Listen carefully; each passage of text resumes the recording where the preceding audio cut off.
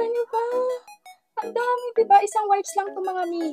Well, mga mami, so isang nga to sa wet wipes na laging nandito sa bahay namin kasi nga, paulit-ulit ko rin siya nire-repurchase dahil nga gustong-gusto ko yung quality niya at saka affordable pa siya mga mi. So ito nga yung unscented baby wipes ni Yopo na talagang gamit na gamit namin dito sa bahay kasi mapababy man, mapakalat man, or mapasamin man mismo, ginagamit talaga namin tong wet wipes na to kasi nga, tingnan nyo naman mga mi yung quality niya, ipapakita ko.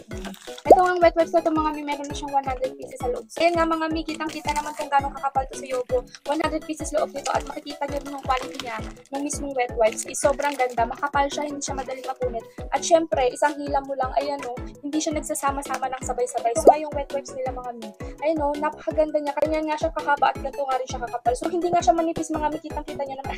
Ayan o, ganyan siya kakapal.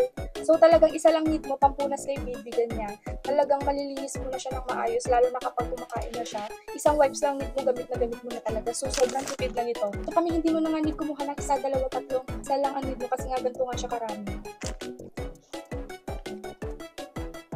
Kita niyo ba?